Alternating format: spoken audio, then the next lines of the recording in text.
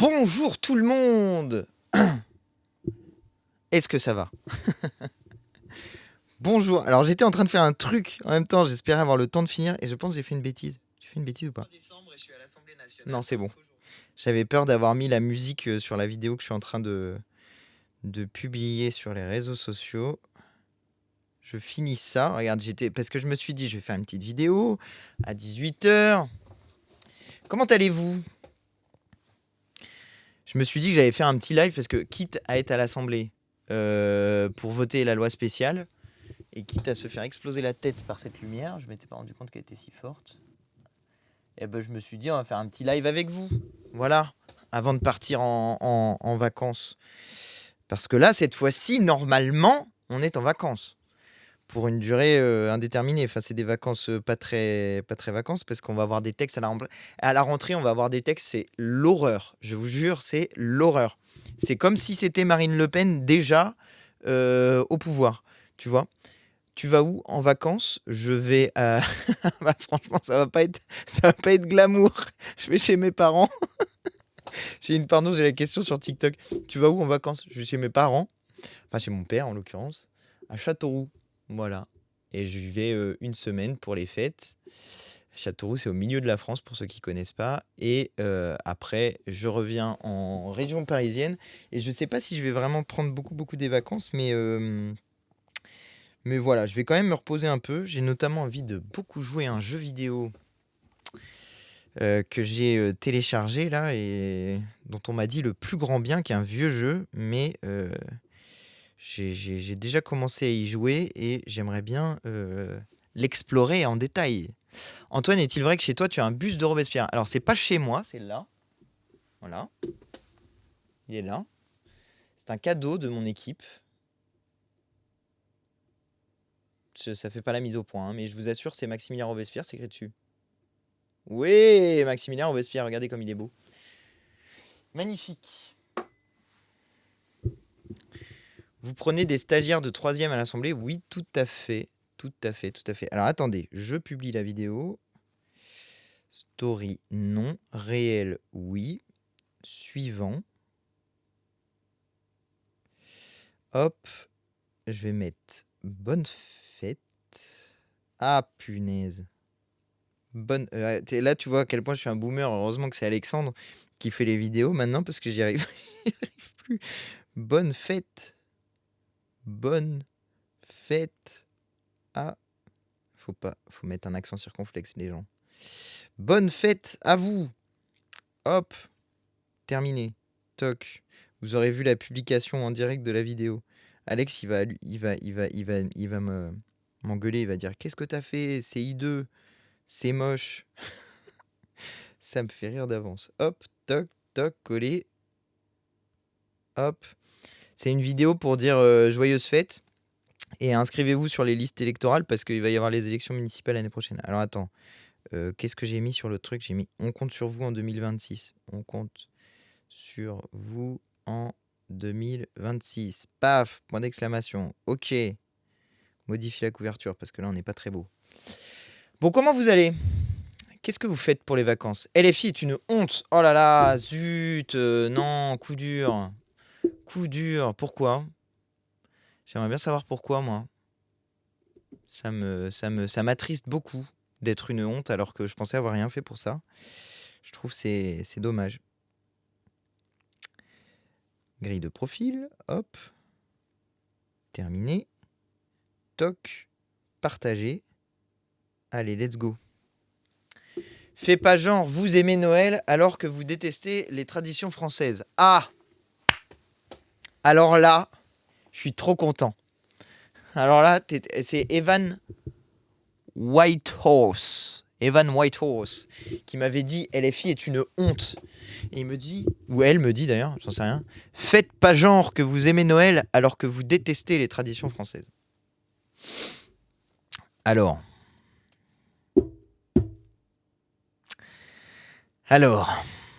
je sais pas par où commencer.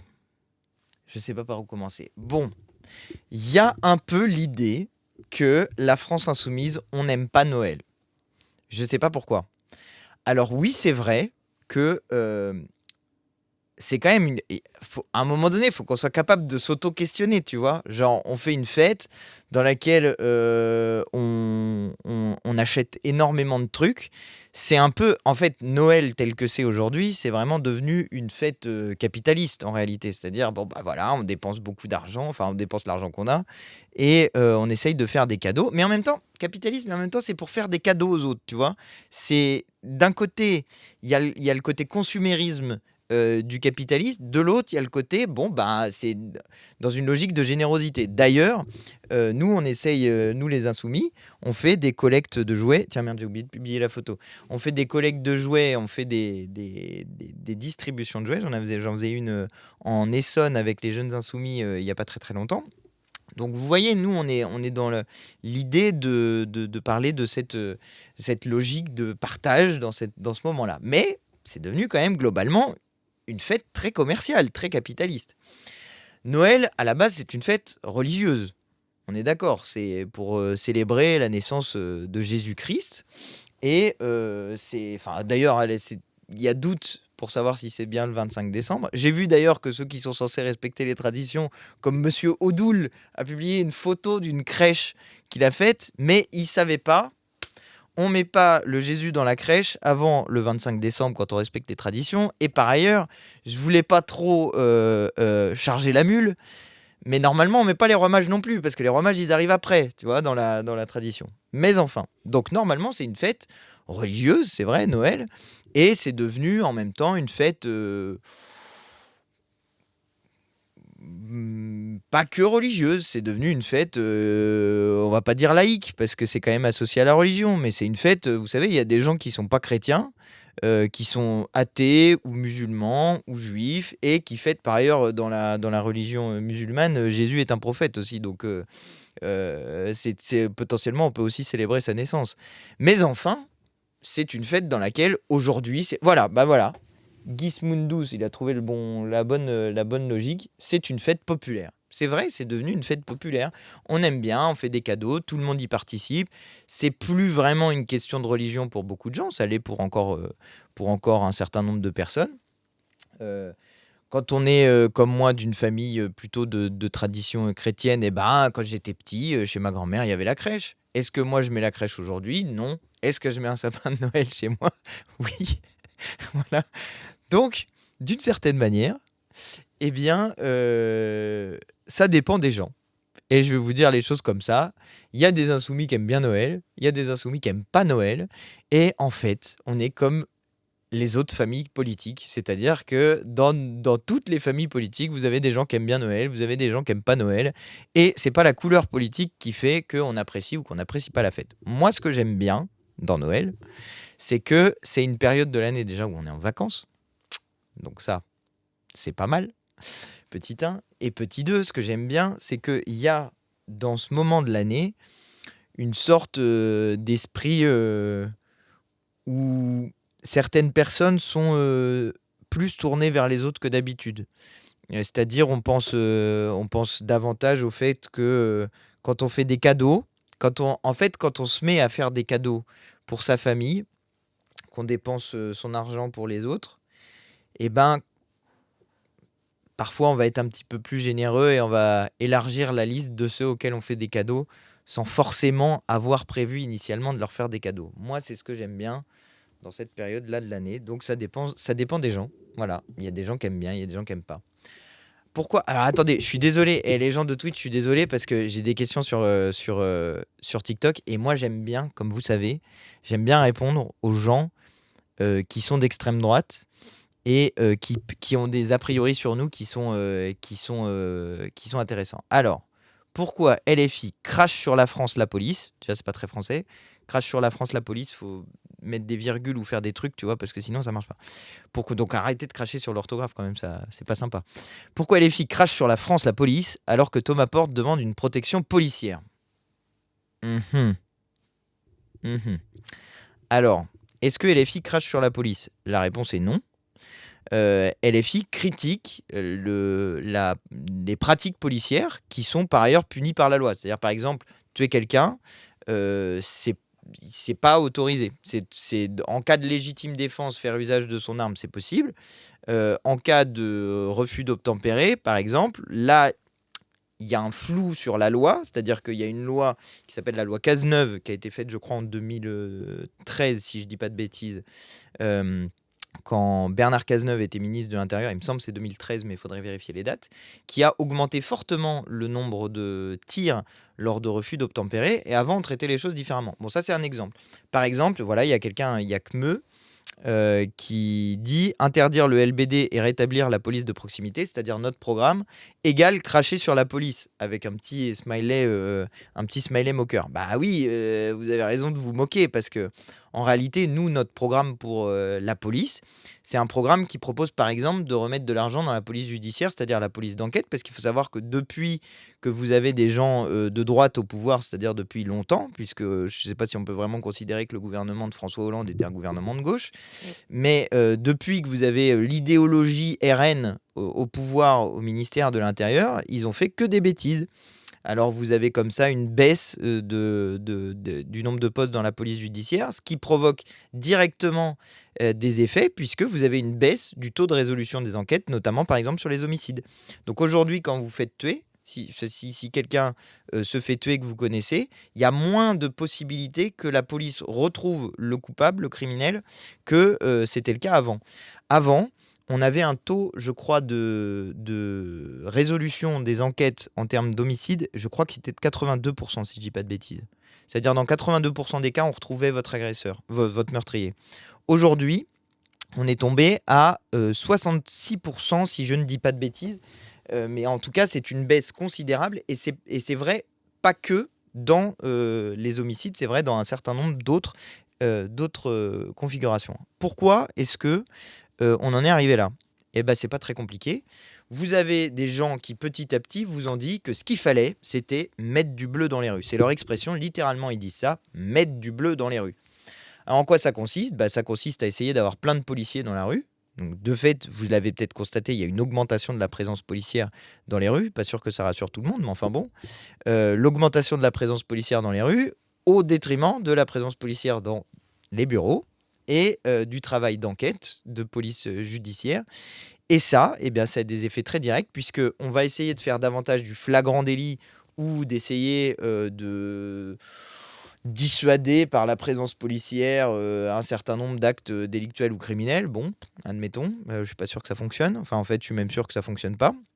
Mais par contre, alors je vais répondre à Emerald2B qui dit en plus le nombre d'homicides est en baisse chaque année. Il y a une attention, il y a quelque chose à préciser. Mais du coup, vous avez une baisse de l'inscription dans la police judiciaire. Par ailleurs, il faut revaloriser largement le métier de police judiciaire. Mais globalement, vous le voyez aussi dans la manière dont est présenté le métier de policier dans la société. Avant, enfin moi quand j'étais jeune, c'était il n'y a pas si longtemps, ok? C'était il n'y a pas si longtemps que j'étais jeune. Ça suffit. Quand j'étais jeune, eh bien, le modèle du policier qui nous était proposé, c'était des gens comme Derrick, comme Colombo, comme des gens comme ça, où en gros, vous aviez une enquête un peu compliquée à résoudre et vous aviez un mec bizarre qui arrivait comme ça et qui disait « Bon, attendez, je vais mener une enquête dans le détail. Et je vous ai déjà parlé de ma femme. » Et ce qui était valorisé dans le métier de policier, c'était Navarro, exactement.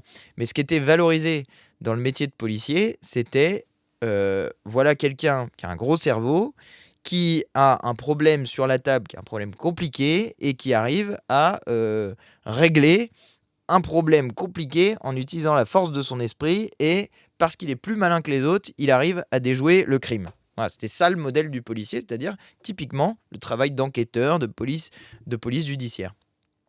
Et maintenant, c'est quoi? C'est enquête d'action sur l'A9 avec les policiers qui vont arrêter de la drogue et des je sais pas quoi. Enfin voilà, vous suffit d'allumer W9 et vous aurez à peu près ce que c'est que le modèle aujourd'hui de la police. C'est enquête d'action, un métier, voilà. 1 an avec la BAC contre le narcotrafic, voilà, Kmeu. Décidément, Kmeu, je vois qu'on est sur la même longueur d'onde. Mais voilà, vous avez eu un changement de ce qui était attendu dans le modèle de la police.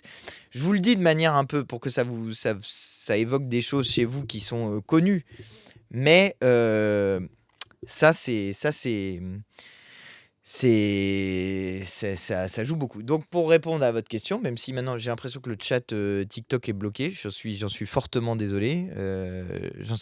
Ah non, le chat s'est débloqué. Mettre Robespierre en avant est honteux. Connaissez-vous la terreur et le génocide vendéen? Alors, oui, mais en fait, non. C'est-à-dire que vous racontez n'importe quoi et je vous invite à lire des livres d'historiens, notamment ceux de Jean-Clément Martin sur le sujet. Parce que Robespierre est quelqu'un, par exemple, qui s'est battu contre les excès des commissaires de la République qui étaient envoyés à Lyon ou en Vendée et qui avaient commis des exactions criminelles. Il faut appeler un chat un chat. La notion de génocide en Vendée est fortement contestée, c'est-à-dire en fait, même les historiens sont tous d'accord, à part quand ils sont vraiment pas vraiment des historiens, mais sinon ils sont globalement tous d'accord pour dire que c'est pas un génocide. Et le sujet qui est posé, c'est est-ce que Robespierre est ou non responsable de la terreur? La réponse est là encore non. Je suis désolé parce que vraiment, c'est vraiment décevant. Et sur ce sujet, je vous invite, je ne vais pas rallonger parce que j'en ai déjà parlé des dizaines et des dizaines de fois, mais je vous invite à lire Robespierre, la fabrication d'un monstre, là encore de Jean-Clément Martin. Et voilà. Ah, mais attendez, je continue. Mais ça me fascine trop. Pourquoi vous voulez désarmer la police alors même qu'il y a des problèmes d'insécurité en France? Alors, je réponds. Parce que ça m'intéresse trop. Un drapeau français sur son nom de profil, c'est un facho. Pardon, mais moi j'ai un drapeau français sur mon nom de profil. Je ne suis pas un facho. Et j'invite toutes celles et ceux qui me suivent et qui m'écoutent et qui sont de la France insoumise à ne pas laisser le drapeau tricolore à ceux qui sont d'extrême droite et qui le mettent dans leur profil en disant « Ah, gna, gna, la France ». Parce que par exemple, là, les personnes qui me disaient « Oui, vous aimez pas Robespierre », mais en fait, Robespierre est par exemple l'inventeur de la devise liberté, égalité, fraternité. Donc, pardon, je viens de voir un commentaire qui me fait rire. Robespierre est l'inventeur. C'est celui qui a proposé pour la première fois que ça soit une devise sur les drapeaux des gardes nationales. En réalité, cette devise avait été proposée au préalable par merde, son pote. Comment il s'appelle? Il est quelque part par là. Flûte. Je crois que ça commence par un B. Mince. Ah, non, pas Saint-Just. Ah, flûte. Un brin de la Révolution. Non, pas Bara. Bara, c'est le tambour Bara. C'est encore autre chose. Mince. Bardella. Non, Bardella, il était pas là. Bardella, il était absent au moment de la Révolution. On lui a dit, faut venir pour la Révolution. Il a dit, non, désolé, je peux pas. Déjà, je viens pas au Parlement européen, je vais pas venir. Non, pas Batman, Danton, Babeuf, ça se trouve. Desmoulins, voilà, ça commençait pas du tout par un B, ça commençait par un D. C'était Desmoulins. Donc Desmoulins, la première fois, il a mis ça dans un article à propos de la fête de la Fédération. Il dit c'était beau de voir les Français se jurer liberté, égalité, fraternité. Et Robespierre a dû lire l'article, ou en tout cas a trouvé ça vachement bien. Et il a proposé ça dans un discours. Ah bah tiens, regarde, ça va faire super le lien avec la question de désarmer la police. Il a proposé ça dans un discours sur les gardes nationales, discours que je vous invite vraiment, vraiment à aller lire, parce que c'est un discours absolument magnifique, qui n'a, je crois, pas été prononcé, mais qui a été simplement imprimé. Et Robespierre, dans ce discours, réfléchit à qu'est-ce que ça fait si jamais on arme le pouvoir exécutif. Alors là, il s'ouvre des abîmes de perplexité. Robespierre dit en gros, bon, là les gars, c'est pas mal ce qu'on a fait. On a décidé de mettre en place un pouvoir démocratique, ça avance, tout ça, mais qu'est-ce qui se passe maintenant qu'on a décidé d'armer le pouvoir exécutif? Il y a un pouvoir exécutif qui détient le pouvoir armé. Qu'est-ce qui se passe si le pouvoir exécutif décide? Je répondrai tout à l'heure à c'est quoi le triangle rouge dans ton pseudo, parce qu'il est aussi là. Donc je vous répondrai tout à l'heure. Qu'est-ce qui se passe maintenant si l'exécutif décide d'utiliser les armes dont on l'a doté contre le peuple? Ça va faire le lien avec la question de l'armement de la police dans la gestion du maintien de l'ordre. Parce que, dites donc les gens là, qui trouvaient qu'il fallait pas désarmer la police, je vais préciser, hein, désarmer la police, ce que ça veut dire.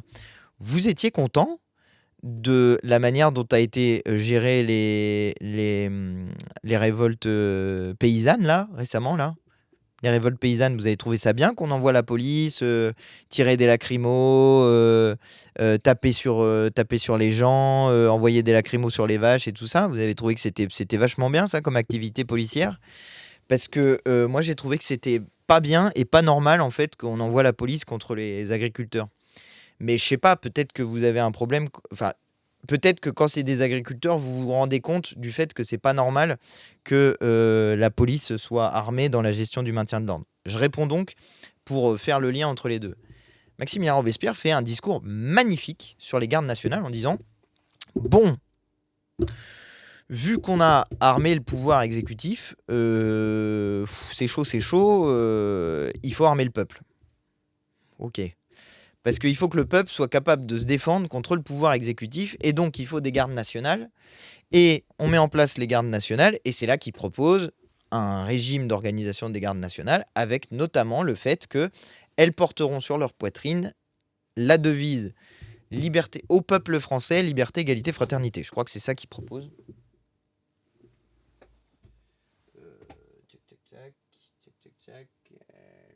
Normalement, j'ai un bouquin.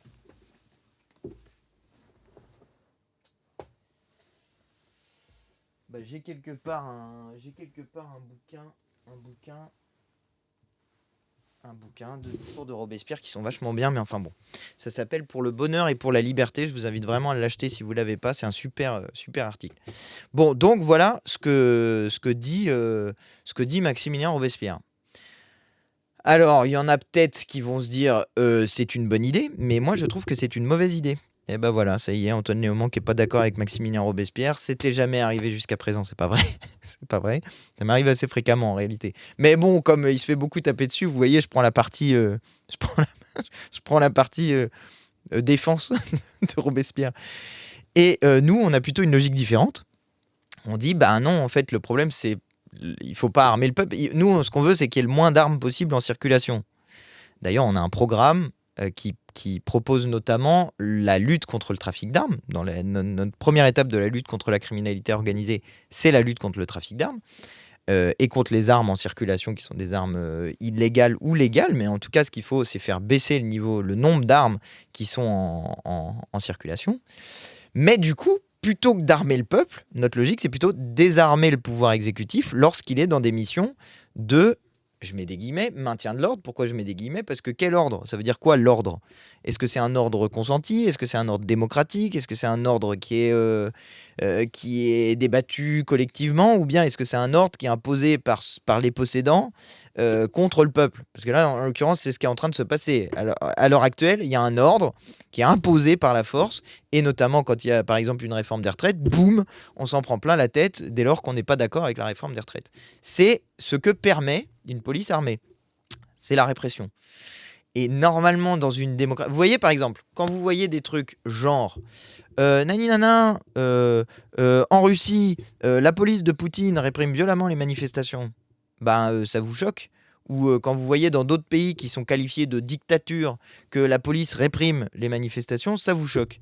Mais par contre, quand c'est chez nous, comme nous, voilà, on est censé être une démocratie, tout ça, ça choque moins. Et du coup, oui, allez-y, donnez plein d'armes aux policiers pour aller réprimer les manifestations. Bah non, en fait, c'est pas normal. C'est absolument pas normal d'avoir des policiers qui font de la répression des manifestations. Enfin, dans un système démocratique, c'est pas normal. Donc, il y a une autre possibilité, c'est le désarmement de la police dans le cadre des manifestations. Attention, est-ce que ça veut dire qu'on va désarmer la police? Par exemple, le raid.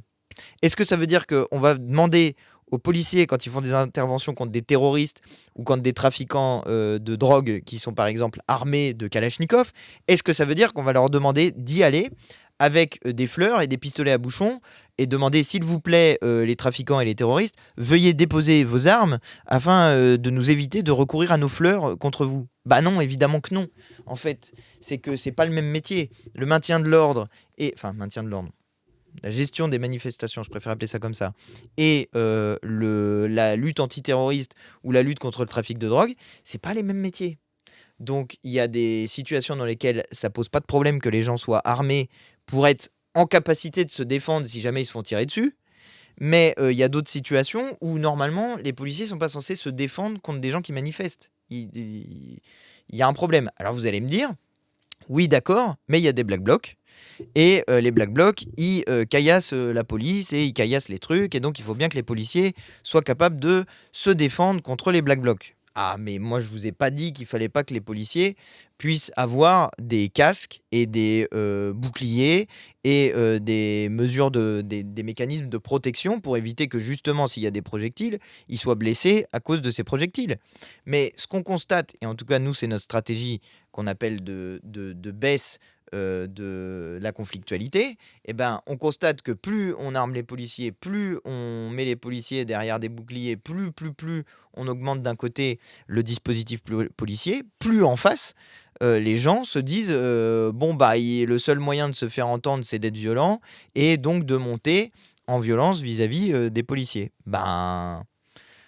Non. Oui, par ailleurs, les fameux Black Blocs qui sont souvent des flics en civil, c'est vrai qu'on a déjà vu des gens jeter des cailloux et ensuite passer de l'autre côté du dispositif policier. Je vous invite par ailleurs à faire très très attention parce que moi, ça fait 2-3 fois que je me retrouve dans des situations dans lesquelles il y a des gens qui sont là, qui prétendent être communistes. Et quand je leur demande ce que c'est que la JC, ne sont pas capables de me répondre. Et donc je constate qu'ils passent sans problème dans le dispositif policier. Tu vois, ils font des allers-retours dans le dispositif policier. Ça fait 2 fois que ça m'arrive de me retrouver dans des situations où il y a des gens qui ont un discours un petit peu louche sur la politique, qu'est-ce qu'ils font là, qui s'incrustent dans des groupes militants. Je vous invite vraiment à faire attention parce que on n'est jamais trop prudent, voyez-vous. Quand il y a des gens que vous connaissez pas dans les groupes militants, posez-vous des questions sur est-ce que c'est bien des nouveaux qui ont envie d'aider. Faites gaffe, parce que j'ai vu des choses en Italie qui m'ont inquiété sur ce niveau-là. Et en Italie, il y a eu un cas extrêmement, extrêmement grave d'infiltration de la police de groupes militants. Donc, je vous dis ça, faites attention, ça coûte rien de faire gaffe. C'est justement ce que monsieur Léo m'en dit, qu'ils ont un programme pour stopper le trafic d'armes. Tout à fait. Tout à fait. C'est quoi le triangle rouge? Alors,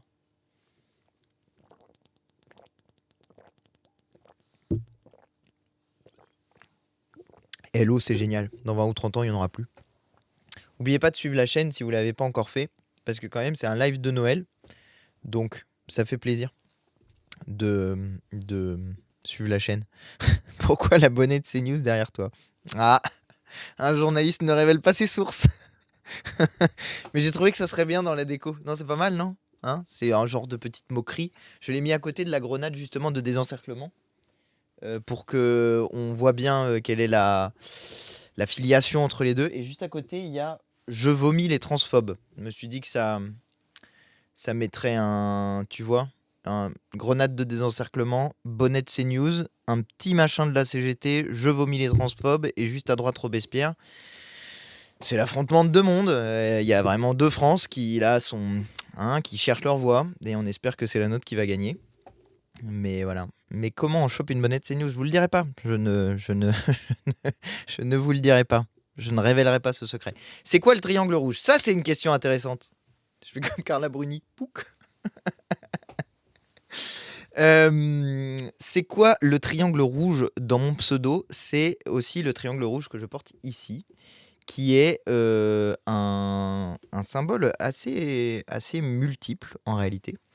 D'abord, c'est un triangle rouge qui était porté sous forme de triangle de cuir par les ouvriers aux États-Unis lors du 1er mai. Et ça représente... Pardon, c'est un triangle, donc c'est pas très difficile, c'est pas grave si vous ne le voyez pas. Mais ça représente 8 heures de loisirs, 8 heures de sommeil, 8 heures de travail. C'était pour lutter, c'était dans le cadre de la lutte pour la journée de 8 heures à l'époque.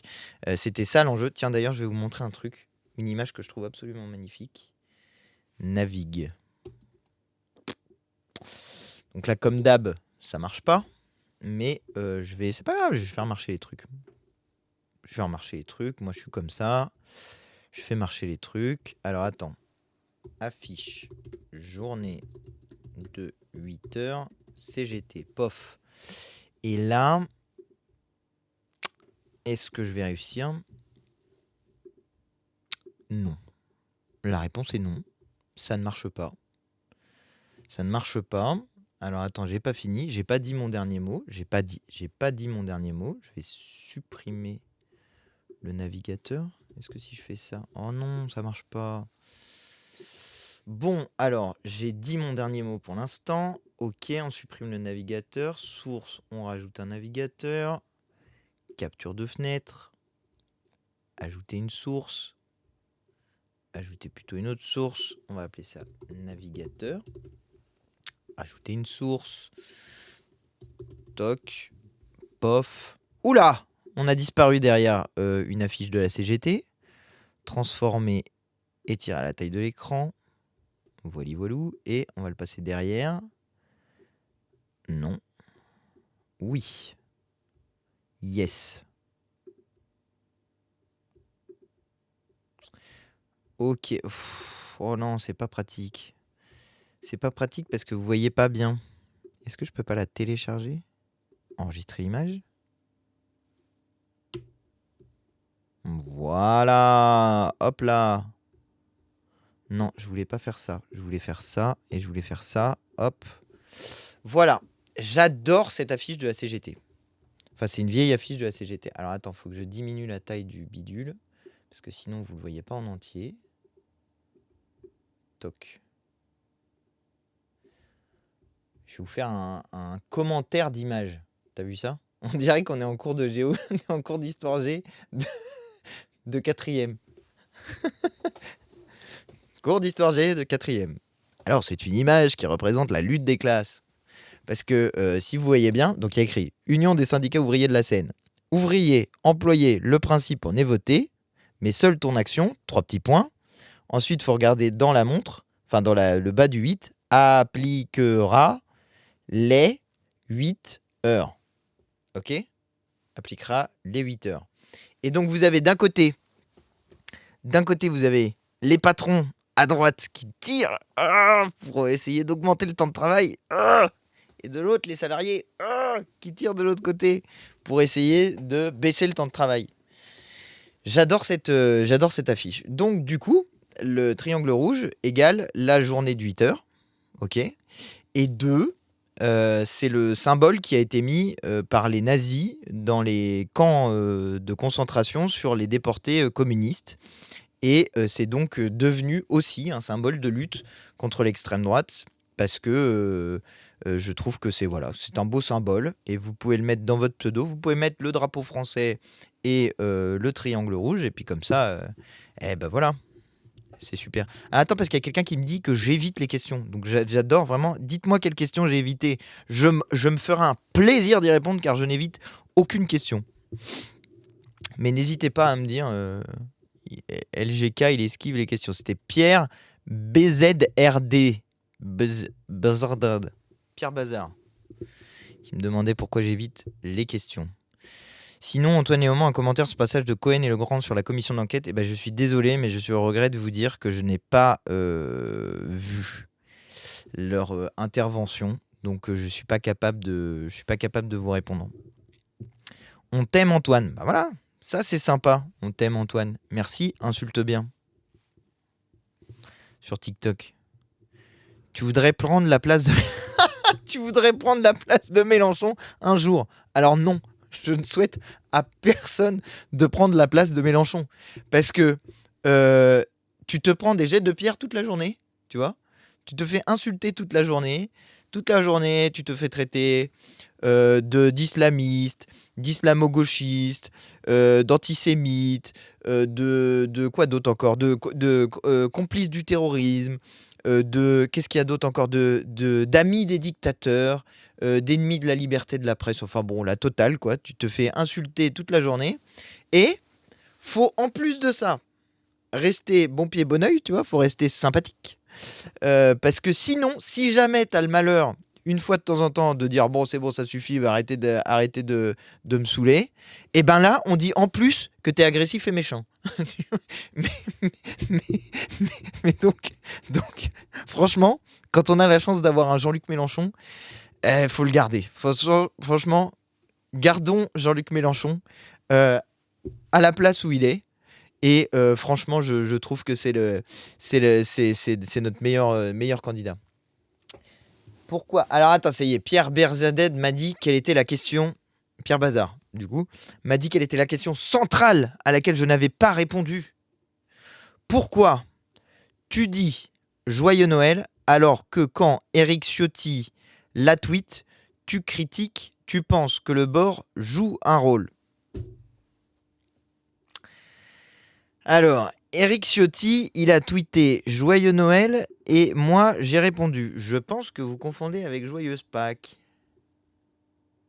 Et avec le fait qu'il avait mis une croix. Je crois que c'est ça. Je pense que c'est ça. Mais je ne suis pas sûr. J'ai un petit doute. Cet épisode ne me dit rien du tout. Je vais regarder sur Twitter. Je vais vérifier. Alors, Ciotti. Eric Ciotti. Non, on va faire aller au Mans. Tu sais quoi? Je vais aller regarder sur mon compte à moi. Je vais aller regarder.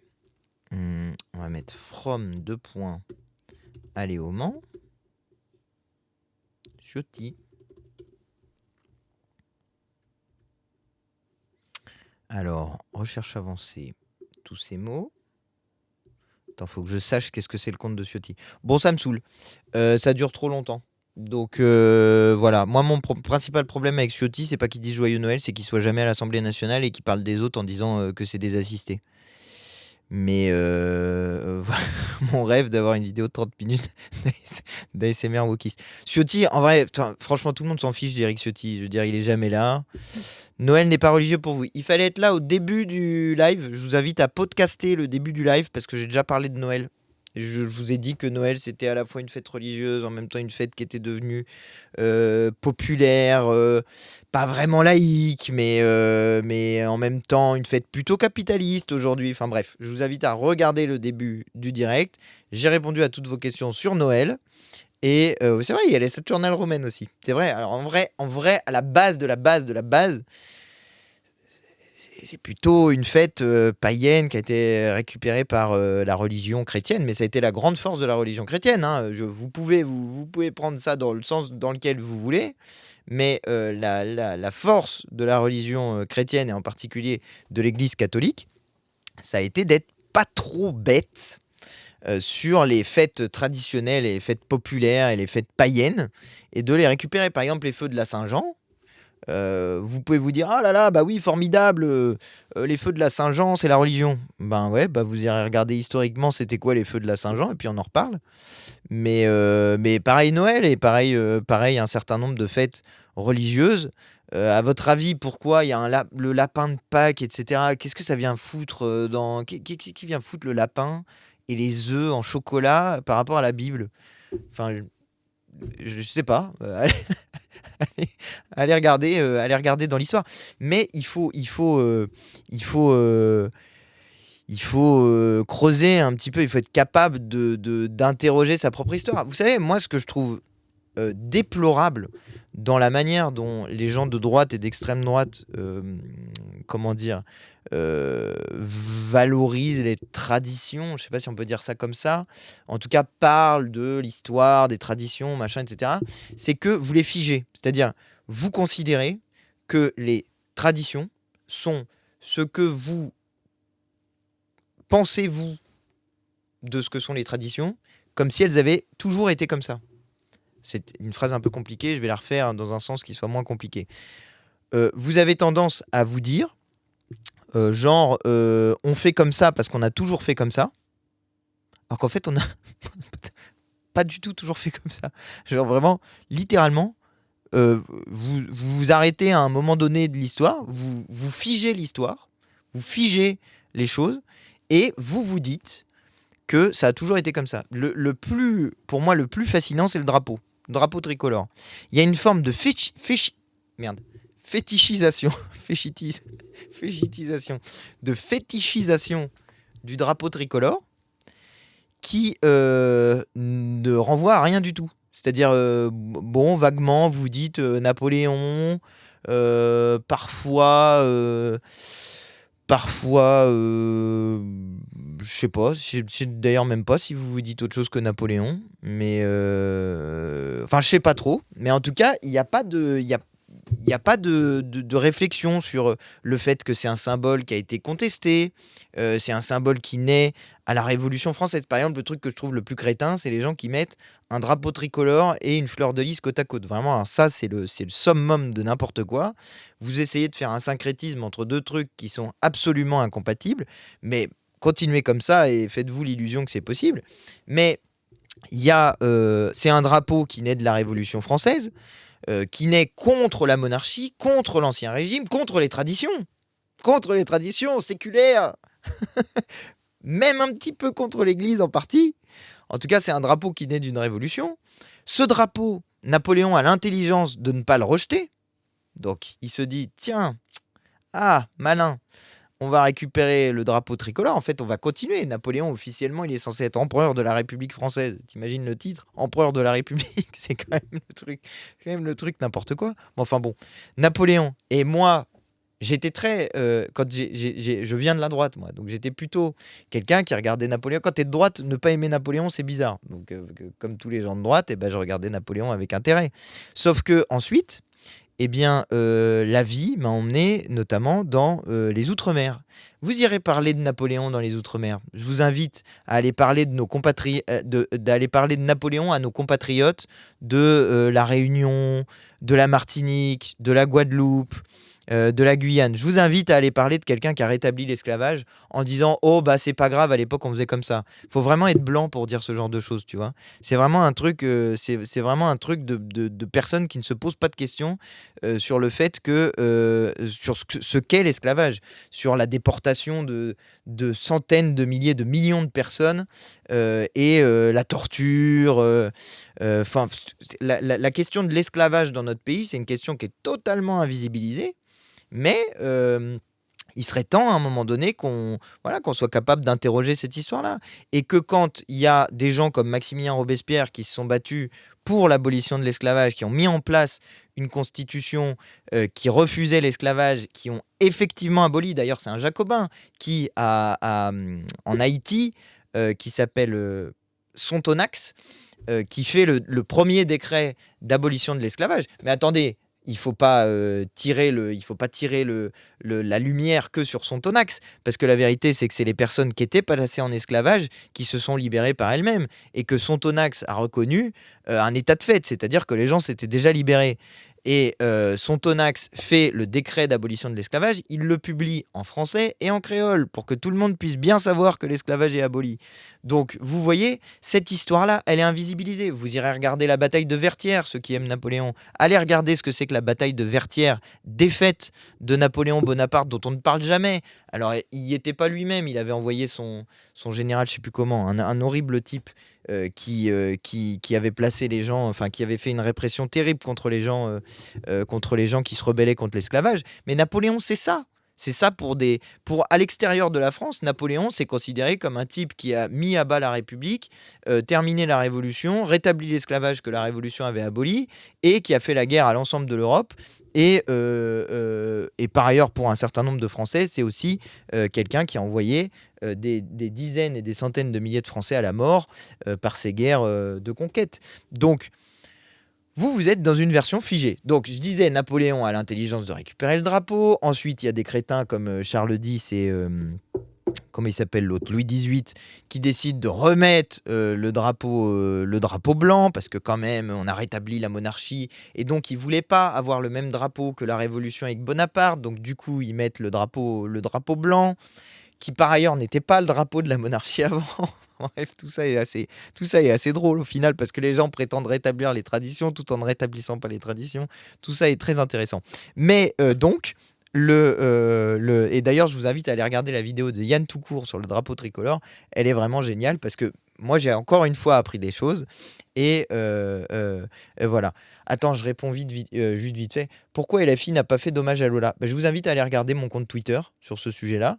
Et vous cherchez et vous verrez. Et franchement, ça commence à être vraiment insupportable, cette manière d'essayer d'opposer les morts et d'essayer de faire de la politique sur des drames comme celui-ci.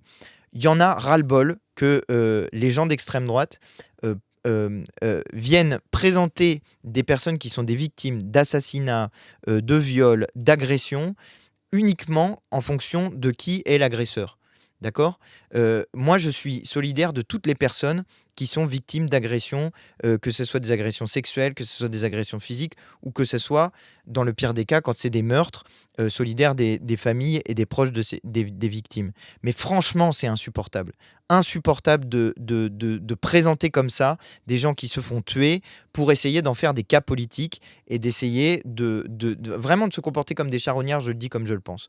Franchement, c'est insupportable. Donc, arrêtez de faire ça, ça ne sert rigoureusement à rien et vous ne trouverez pas chez moi de différence entre quand il y a une personne qui se fait tuer et que et cette personne quand une personne se fait tuer, se fait agresser. Moi, j'ai toujours de la solidarité pour la personne ou pour les proches de la personne. Et pour Philippine aussi. Vous voyez dans quelle logique vous êtes? Et pourquoi vous dites rien pour les personnes qui se sont fait tuer pour par des gens qui sont racistes? Pourquoi vous en parlez pas? Vous voyez, vous faites un tri entre les deux. Moi, je fais pas de tri entre les deux. Moi, quand il y a une personne qui se fait tuer, je considère que le problème est la personne qui est l'assassin. D'accord? Mon problème, c'est ça. Et mon problème, c'est que cette personne soit arrêtée, qu'elle soit jugée, qu'elle soit punie. Point barre. D'accord? Et quand il y a une idéologie qui est derrière, quand c'est le cas, comme ça peut être le cas quand il y a un crime raciste, eh bien là, il y a une question qui est posée sur l'idéologie. Mais quand il s'agit de personnes qui sont étrangères, vous en faites une assignation des personnes étrangères à la violence, l'agressivité, etc., etc. Bah, franchement, posez-vous les questions posez-vous les questions de ce que ça signifie en termes de réflexion. Hein. Posez-vous la question de ce que ça signifie d'assigner des personnes comme ça à la délinquance ou à la criminalité. Vous pouvez aller regarder dans l'histoire. Ça n'a pas mené à des choses très positives. Ça a mené à des choses extrêmement négatives. Car un étranger, on l'accepte et il tue nos gosses. Bah en fait, la question de on l'accepte, c'est ça qu'il faudrait voir, parce que quand vous mettez une obligation de quitter le territoire français, en général, c'est que vous l'acceptez pas. C'est pas on l'accepte et il tue nos gosses. C'est je vous invite à aller regarder dans les profils des personnes qui sont des assassins, parce que vous dites c'est un étranger. C'est un peu facile de dire c'est un étranger. Vous avez l'impression vraiment que les gens, en fonction de leur origine, ou en fonction de leur statut migratoire ou de leur statut légal, parce qu'en réalité c'est ça dont il s'agit, vous avez vraiment l'impression que ça détermine la criminalité. C'est-à-dire, en gros, il y aurait je sais pas, une nation qui produirait des criminels. Ce serait comme ça. Et donc ça voudrait dire que tous les gens à l'intérieur de cette nation seraient des criminels. Ou alors, attends, on peut poser la question dans l'autre sens. Ça voudrait dire que quand les gens ils arrivent en France, là d'un coup, poum, comme ils sont étrangers, ils deviennent criminels. C'est n'importe quoi. Vous connaissez même pas les chiffres de l'immigration en France. Les chiffres de l'immigration en France. Tiens, par exemple, allez, on va faire un test. Allons-y. Combien il y a de Français? Allez-y, dites-moi, combien il y a de Français? Comme ça, je peux boire. Ceux qui me disent les étrangers, machin chouette. C'est quoi le nombre de Français?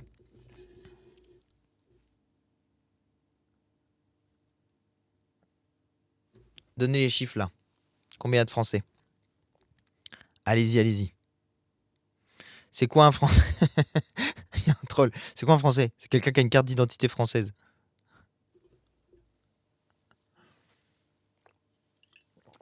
Et voilà. C'est vraiment le bon test. À chaque fois, ça marche à tous les coups. Tout le monde répond. Allez, en gros, les gens répondent 68, 70 millions. Eh ben non. C'est 62. Eh oui, c'est 62 parce qu'il y a 68 millions d'habitants, mais il y a 62 millions de Français. Les 6 millions d'autres sont des étrangers. Oh là là, mon Dieu, il y a 6 millions d'étrangers dans notre pays. Attendez, vous savez quoi? Dans les 6 millions d'étrangers, il y en a pas loin d'1 million qui sont nés en France. Ah la vache. Soit 1 million qui sont nés en France. Attendez, vous n'avez pas fini. Sur les Français, il y en a, ils étaient étrangers à la base. Il y en a 2,5 millions qui sont des Français naturalisés. C'est-à-dire que c'était des étrangers, immigrés, ils sont venus en France, ils ont souhaité rejoindre notre pays. 2,5 millions qui sont des étrangers naturalisés. Oh, mon Dieu, c'est terrible. Eh ben non, c'est pas terrible. En fait, c'est l'histoire. Tu racontes n'importe quoi. Ok, je raconte n'importe quoi. Vous savez quoi? On va aller regarder sur l'INSEE qui dit comme moi. Mais en fait, vraiment, arrêtez de regarder cette chaîne-là. Cette chaîne, faut pas la regarder. Vraiment, il vous raconte que de la merde, d'accord? Ils vous disent les immigrés sont un danger. Déjà, si on enlève tous les gens qui sont immigrés ou d'origine émigrée de notre pays, il va plus rester grand monde parce qu'il va rester 40 millions de personnes. Il y a 20 millions de personnes dans notre pays qui sont des descendants d'immigrés. En fait, en réalité, le chiffre est plus élevé parce que on entend par descendants d'immigrés les descendants de troisième génération. C'est-à-dire que on va compter dans les 20 millions de personnes ceux qui ont au moins un grand-parent qui était étranger. Ok? Moi, c'est mes arrière-grands-parents. Ça veut dire, si on remonte à la génération de ma mère, ça compte. Donc ma mère, ça marche. Elle est dans le compte des descendants d'immigrés. Moi, je suis pas... Moi, je suis plus descendant d'immigrés. Ok? Mais si vous avez un grand-parent, vous êtes descendant d'immigrés. Si vous n'avez pas de grands-parents, enfin si c'est vos arrière-grands-parents, eh ben vous êtes plus considéré comme descendant d'immigrés. Attendez, il y a des gens dans l'histoire qui sont allés regarder ça. Vous savez, c'est le parti nazi. Les nazis, ils ont fait des graphiques pour essayer de déterminer qui était allemand et de sang allemand. Ils faisaient des ronds comme ça. Et il y avait des carrés dedans. Et enfin des parts de gâteau. Et donc, vous étiez considéré comme allemand si vous aviez, je crois, 4 sur 4 grands-parents qui étaient allemands. Voilà. Et c'est justement tout le problème. C'est que dès lors que vous commencez à aller regarder dans les origines, dès lors que vous commencez par ailleurs à assigner à des origines des comportements délictuels ou criminels, vous êtes sur une pente qui amène au fait, de considérer qu'il y a une différence entre les êtres humains qui serait une différence ontologique, c'est-à-dire qui existerait à l'intérieur d'eux-mêmes, qui serait consubstantielle à leur être même, petit 1, et petit 2, eh bien, ensuite, vous avez la question de jusqu'où vous remontez. Et vous savez quoi? Il y a un risque non négligeable que ça finisse par vous concerner, vous aussi. Figurez-vous que dans les années 1890, le problème fondamental des Français, c'était les Italiens. Ah oui, les Italiens, il y avait un racisme contre les Italiens qui était absolument... Ah, attends, il y a ma mère qui regarde le live. Hop, hop, hop. Hop, hop, hop. Correction. Merde, je suis dans le lot. Attends, regarde, il y a ma mère qui m'envoie un message pendant le live. Ta grand-mère est née italienne en 1926 parce que son père était italien, donc tu es descendant d'immigrés. Flûte. Ah bah, je suis dans les catégories de l'INSEE. Bon. Et voilà. Et vous voyez comment. Et vous retrouvez dans la situation. Enfin, je me retrouve dans la situation que j'étais en train de vous dire. Je me disais, c'est bon. Ça fait 3 générations, je suis tranquille. Et non. Si jamais ils décident de remonter à 3 générations, c'est foutu. Donc vous voyez, c'est pour ça qu'en fait, dès lors que vous en arrivez dans ce type de logique, il y a un problème. Mais attendez, on va aller jusqu'au bout, on va aller jusqu'au fond des choses. J'étais en train de vous dire, le racisme contre les Italiens dans les années 1890, c'était terrible. Vous irez regarder le massacre d'Aigues-Mortes en 1893, où des Italiens se sont fait tuer par des Français qui considéraient qu'ils n'avaient pas à être là. Soit exactement ce que disent encore certaines personnes. Mais vous savez quelle est la différence fondamentale qui s'est produite dans les dernières années? C'est qu'il y a eu un changement de la nature de l'immigration. Et aujourd'hui, le discours de l'extrême droite, il a évolué. Aujourd'hui, ils vous disent « Mais non, mais il n'y a pas de problème avec l'immigration européenne, car nous sommes d'une même culture européenne et judéo-chrétienne. Les mêmes qui disaient avant que l'Europe, ça n'existait pas et que je sais pas quoi. Bon, admettons. Donc, ils ont inventé une culture européenne et judéo-chrétienne.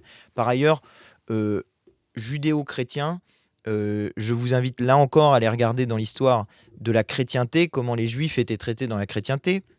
Parce que dans la chrétienté, l'antisémitisme était d'une nature, d'une brutalité terrible et les juifs étaient interdits d'avoir un certain nombre d'emplois. Les juifs étaient placés dans des ghettos. Vous irez regarder le ghetto de Rome.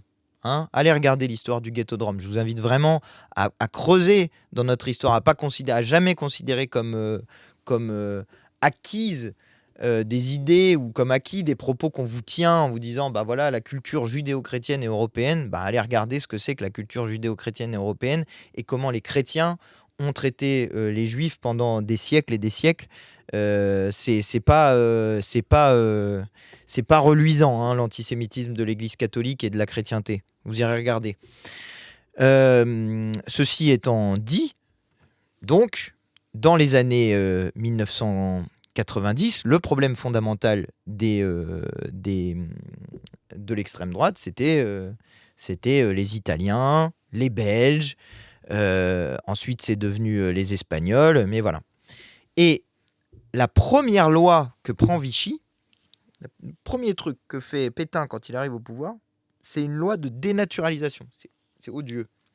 Ils ont notamment dénaturalisé des Italiens, mais une loi de dénaturalisation d'un certain nombre de Français parce qu'ils mettaient en cause le droit du sol et les naturalisations qui sont arrivées, qui sont survenues dans les années précédentes. Et à l'époque, il y avait des gens d'extrême droite qui disaient qu'il y avait trop d'immigration, d'Italiens, etc. Donc, l'extrême droite a décalé la haine qu'elle porte contre les étrangers, mais elle l'a décalée sur des personnes qui ont des caractéristiques qui sont différentes d'avant, et notamment qui ne sont pas d'une immigration européenne. Donc, les nouveaux grands ennemis de l'extrême droite sont les personnes qui viennent du Maghreb, d'Afrique plus généralement, et qui sont de religion musulmane, et éventuellement du Moyen-Orient aussi, parce que vous aurez remarqué que l'extrême droite a un problème prétendument avec les islamistes et par exemple avec les talibans, ce qui est logique. Hein. Je suis sur ce point-là, le régime des talibans, personne ne peut être d'accord avec ça. Mais par contre, l'extrême droite a quand même un problème quand les Afghans qui fuient le régime taliban arrivent dans notre pays. Voilà. Et la différence fondamentale qui existe, c'est que quand mes grands-parents et mes arrière-grands-parents, du coup, sont arrivés sur le territoire de la République française, au bout d'une génération, les gens, la génération qui suit, c'est-à-dire la génération qui naît en France, les gens, ils ont perdu l'accent italien que peuvent avoir leurs parents. Ils vivent ils vont à l'école de la République. Il y a pas tu vois plus les différences. Au bout de la génération suivante, tu vois plus les différences. Mais les personnes qui viennent du Maghreb ou d'Afrique ou du Moyen-Orient, ils sont assignés à leur couleur de peau. Et les personnes d'extrême droite, comme ils ont en face d'eux des gens qui sont pas blancs, ça les choque, tu vois. Et ils se disent, ça leur va pas, en fait, que des Français soient pas blancs. Franchement, je sais pas comment vous dire, mais faut que vous parliez avec nos compatriotes d'outre-mer. Faut vraiment voir la France depuis les territoires ultramarins, ça fait vachement relativiser beaucoup de choses qu'on nous apprend et sur lesquelles on nous fait peu réfléchir. Et je vous parlais tout à l'heure de Napoléon. Mais franchement, tout un tas de trucs qui sont... Tiens, par exemple, il y a un département français qui est majoritairement musulman. C'est Mayotte. Ok ? Alors là, je sais ce que vous allez me dire. Les gens à Mayotte, ils votent plutôt pour le Rassemblement national que pour la France insoumise. Et tiens, je suis de Martinique. Franchement, dites aux gens, s'il y a des gens qui nous écoutent depuis les Outre-mer, dites aux gens à quel point ça commence à être insupportable, l'ambiance qui est mise en place dans ce pays, quoi.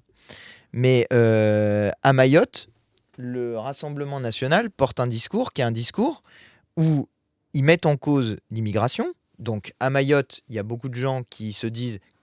Il y a une question d'immigration qui est posée à Mayotte qui est très spécifique du fait de l'histoire des Comores. Et on pourrait parler longuement, il y a quelqu'un qui dit Mayotte est un territoire à décoloniser. On pourrait parler longuement de ce sujet-là. Et en l'occurrence, il y a une particularité qui est que qu'à Mayotte, il y a eu un vote de rattachement à la République française, ce qui est un peu compliqué du coup, parce que c'est considéré comme territoire à décoloniser par l'ONU, mais quand tu demandes aux habitants de l'île, ils sont défavorables, enfin ils sont favorables à être dans la République française. Je rentre pas dans cette question-là, qui est pourtant une question passionnante. Mais je viens simplement sur la question de, à Mayotte, les gens votent fortement pour l'extrême droite. Ah oui, mais en fait, regardez où s'arrête comment dire, la limite du raisonnement de l'extrême droite. Moi, j'ai un raisonnement, nous, on a un raisonnement qui est, quand vous édictez des principes, vous devez faire en sorte que on respecte les principes et que du coup, on mette les choses en ordre pour que les principes soient toujours respectés. Exemple sur Mayotte, la question du droit du sol. Alors, il y a un certain nombre de personnes qui disent à Mayotte, il faut revenir sur le droit du sol, parce que comme il y a plein de gens qui viennent sur le territoire de la République, il suffit qu'ils naissent en France, ils sont français, et donc ils ont les droits des Français. Déjà, c'est faux, parce qu'en fait, aujourd'hui, le droit du sol a été largement mis en cause, et en réalité, vous pouvez devenir français à votre majorité. Mais l'argument, c'est les gens viennent à Mayotte pour devenir français et pour, en gros, bénéficier des aides sociales, etc., etc. Vous connaissez le discours qui est utilisé habituellement. Donc, du coup, il faut remettre en cause le droit du sol. Ah, mais si vous faites ça, alors, et s'il y a d'autres endroits dans lesquels il y a une immigration assez forte, est-ce que ça veut dire qu'on doit remettre en cause le droit du sol dans les autres endroits? Ah, commence à dire certains, en Guyane, qui est à côté, qui est frontalière avec le Suriname, si je ne dis pas de bêtises. Il suffit de traverser un fleuve, le Maroni, qui fait 1,5 km ou 2 km de large, et pouf, vous voilà en France, dans la Guyane, et donc peut-être que la question se pose aussi en Guyane.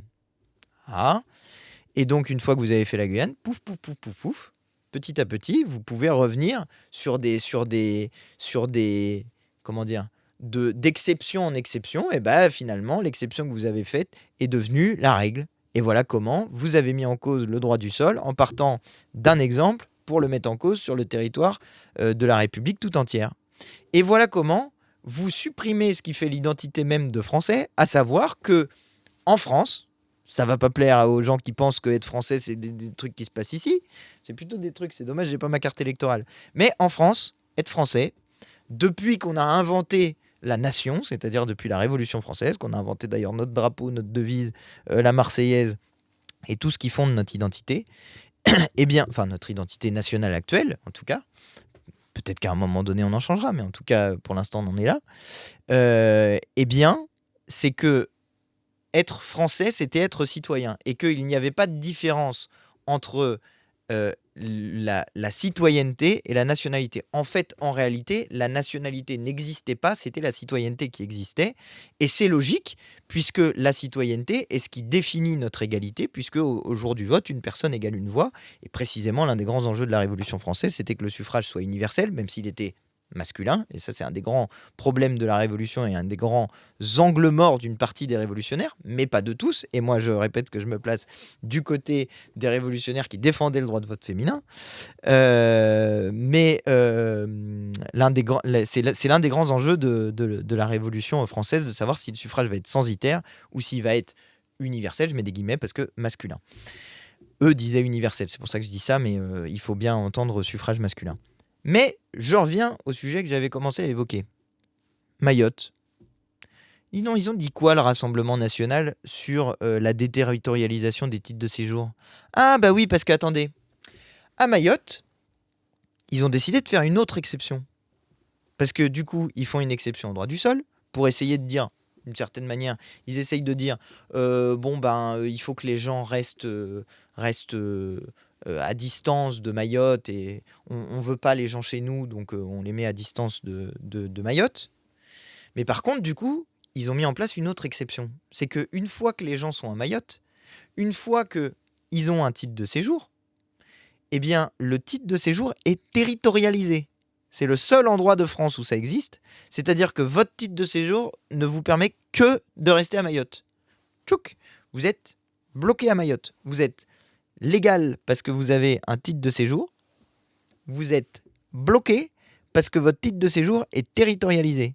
Égal, l'immigration continue à arriver à Mayotte parce que leur truc est complètement débile. Changer le droit du sol ne change pas la volonté des gens d'aller dans un endroit où on est moins sujet au fait de mourir de faim ou de la misère ou d'un système de santé qui est moins soignant. Donc les gens, assez naturellement, ils ont envie d'aller à l'endroit où c'est un peu mieux économiquement, on peut peut-être plus s'en sortir. Mais par contre, une fois qu'ils sont là, pouf, ils sont bloqués. Donc ça veut dire que les gens là, qui font des leçons sur la gestion de l'immigration à Mayotte, ils disent qu'il ne faut pas qu'il y ait d'immigration.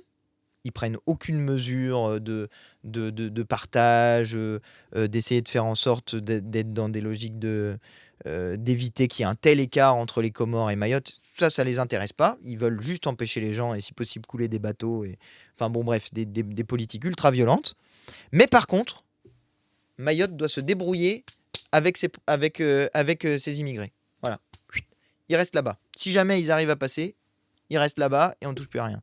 Ça, le Rassemblement national y était favorable à la territorialisation du titre de séjour. D'accord ? La France insoumise a voté, elle, a proposé un amendement pour la déterritorialisation du titre de séjour, c'est-à-dire pour que la règle nationale soit celle qui s'applique à Mayotte, pour que ceux qui ont des titres de séjour puissent quitter Mayotte et éviter, parce que c'est une réalité pour le coup sur Mayotte, c'est qu'il y a plus de monde que ce que les services publics sont capables d'encaisser, aussi parce qu'il y a eu un désinvestissement dans les services publics sur la question de l'eau, sur la question de la santé et sur la question de l'école en particulier. Donc, les problèmes, ils sont à prendre par le bon bout. On ne met pas en cause les valeurs fondamentales de la République française et notamment le droit du sol. 2, le problème, il n'est pas né d'aujourd'hui. Le problème, c'est des années et des années et des années de sous-investissement. Et ça n'est pas vrai que à Mayotte, c'est vrai dans l'ensemble des départements et des territoires ultramarins de la République française. C'est vrai partout. Et personne n'accepterait dans l'Hexagone qu'on soit traité comme sont traités nos compatriotes de la Martinique, de la Guadeloupe, de la Réunion ou de Mayotte. Personne ne l'accepterait. S'il y avait le quart de problèmes qui peuvent être rencontrés dans les départements d'outre-mer, dans le 16e arrondissement de Paris ou à Neuilly-sur-Seine, le lendemain matin, c'est réglé. Imaginez si vous aviez des matières fécales dans votre flotte. Si vous aviez de la merde dans l'eau, ça serait réglé le lendemain matin, d'accord ? Si vous trouviez de la merde dans la flotte, le lendemain matin, c'est un scandale national. Et voilà, et ben c'est tous les jours en Guadeloupe. Et en plus de ça, ils ont eu le scandale du chlordécone. Donc, la manière dont sont traités les Outre-mer, c'est indigne de la République française. Donc, on travaille à faire en sorte que l'égalité soit pas juste un mot et que ça soit une réalité. Premier point. Deuxième point, eh bien, on applique des règles qui sont les mêmes règles pour tous, et notamment la déterritorialisation du titre de séjour. Je ne sais pas s'il y a des Mahorais qui m'écoutent. Je ne sais pas quelle heure il est à Mayotte d'ailleurs. Mais s'il y a des Mahorais qui écoutent, eh bien, je vous invite à vraiment regarder ce qu'a proposé le Rassemblement national, parce que voter pour le RN. Et donc, j'étais parti à la base de quand le RN et M. Bardella et tous ces gens-là disent du mal des musulmans et sont islamophobes à tire-larigot, et ben, en l'occurrence, ils sont en particulier islamophobes avec une bonne partie de nos compatriotes de Mayotte qui sont à majorité musulmane. Et oui, il y a un département de la République française qui est à majorité musulmane. Et les gens, si vous en avez marre de vous faire insulter par le Rassemblement national, à un moment donné, faudrait aussi peut-être leur faire savoir que leur islamophobie, ça commence à bien faire. Il est 21h08 à Mayotte. Bon, c'est tout à fait l'heure d'un live. Ah, quel dommage. Capitaine Laden 80... Regarde. Voilà le genre de débilité qu'ils font les gens du RN. Le type, il s'appelle Capitaine Laden 95. Donc Laden, j'imagine, en référence à Ben Laden. Et il dit « Vive la France, vive le RN ». Donc t'imagines quand il met des commentaires d'autres fois, pour qui il se fait passer, tu vois, il doit se faire passer pour un mec, il doit se faire passer pour un islamiste. Il dit des trucs d'islamistes, mais il est d'extrême droite en fait, le mec. Tu vois, Capitaine Laden 95. Voilà. Pensez-y hein, quand vous voyez des gens qui disent des trucs bizarres, n'hésitez pas à leur demander. Non, comme les machines à laver pour la marque Laden. Je ne sais pas ce que c'est que la marque Laden. Renseigne-toi avant. Oui, oui, c'est ça. Et voilà. Les islamistes sont d'extrême droite. Oui, effectivement. Les islamistes, enfin l'islamisme est plutôt une idéologie qui rapproche à l'extrême droite, mais là encore, faudrait être capable de détails, tu vois, parce que c'est pas la même chose des gens qui disent que qu'ils veulent faire de l'islam politique, des gens qui veulent appliquer la charia, des gens qui font du terrorisme, c'est pas la même chose. Mais généralement, il y a quand même un point commun assez fort d'une manière générale, les gens qui veulent mettre la religion au pouvoir, c'est que il y a une forme de réaction ou de conservatisme sur un certain nombre de sujets.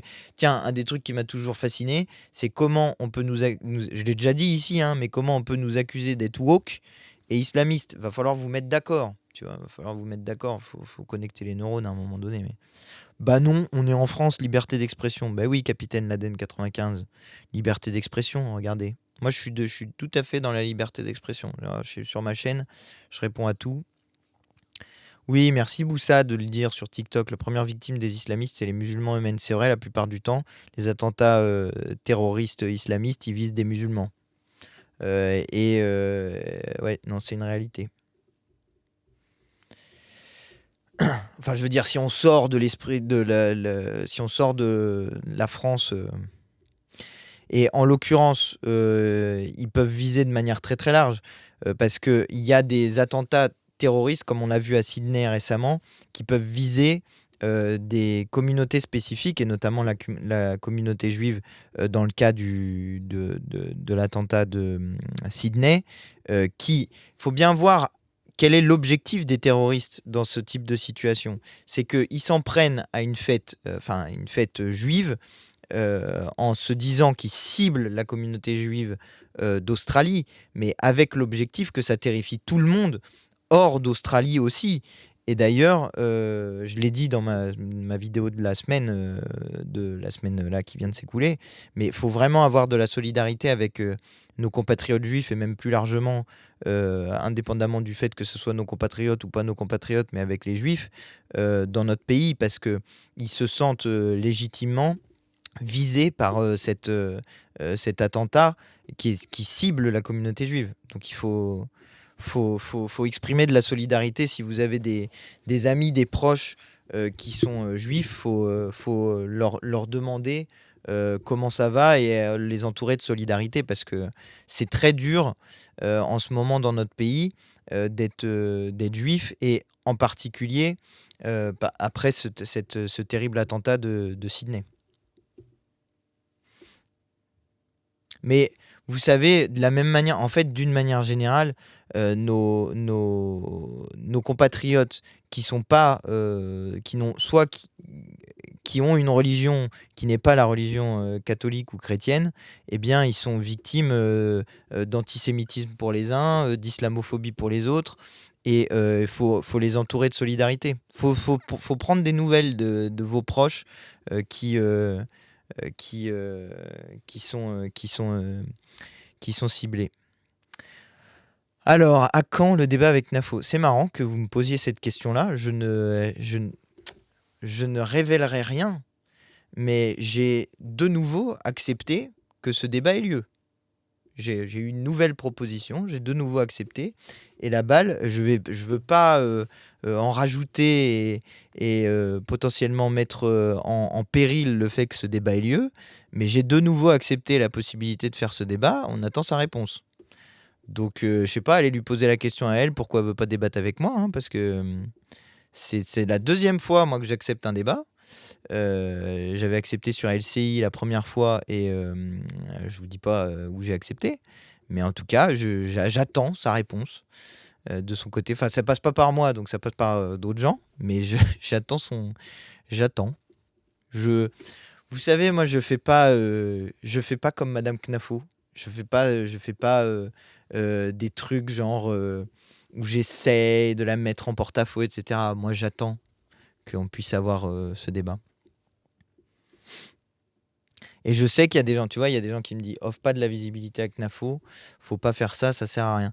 Bah, en fait, l'extrême droite, les gens, faut l'affronter, offre pas de la visibilité à Knafo, elle passe son temps sur les plateaux télé. Donc, et elle passe son temps sur les plateaux télé, par ailleurs, sans réponse. Sans que personne, même quand elle dit n'importe quoi, personne ne la renvoie dans ses cordes. Donc à un moment donné, la stratégie qui consiste à éviter la conflictualité face à des gens qui ont déjà de la visibilité sans arrêt, en fait, faut donner des arguments aux gens, quoi. C'est pas possible.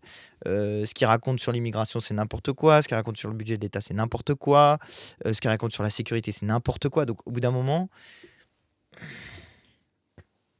faut s'en occuper, quoi. Faut répondre. Mais bon, c'est deux stratégies différentes. Est-ce que j'ai connu Monsieur Delapierre? Dernière question à laquelle je réponds parce que je devrais être parti depuis 15 minutes. Est-ce que j'ai connu Monsieur Delapierre? Oui.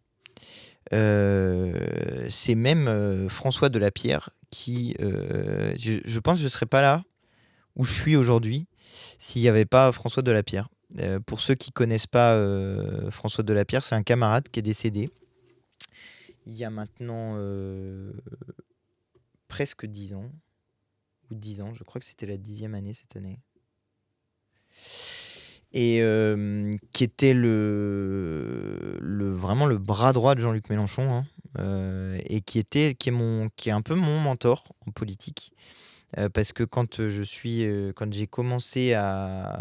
fini mes études et que j'ai commencé à la fin de mes études, j'ai dû faire un stage que j'ai fait en partie au Conseil régional d'Île-de-France où François Delapierre était, j'allais dire député, était conseiller régional.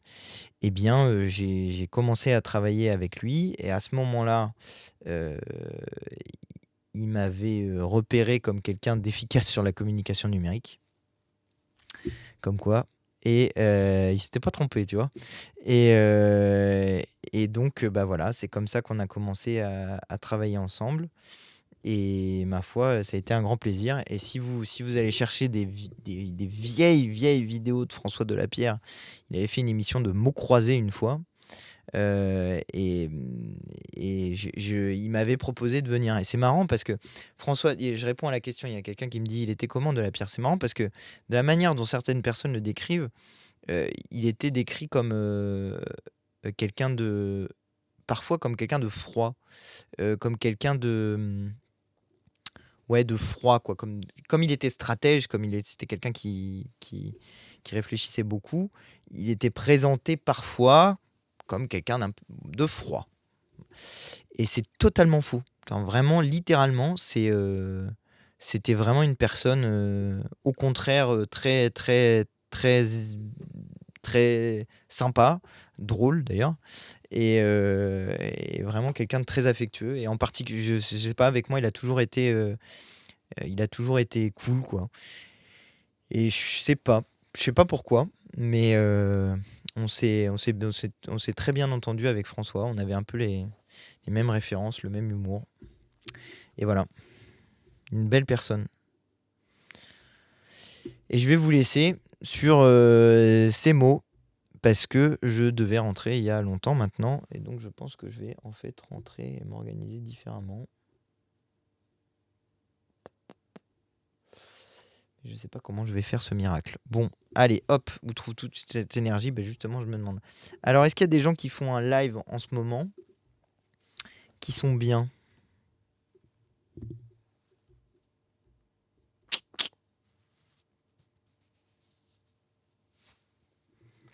Vers qui que je fais un raid?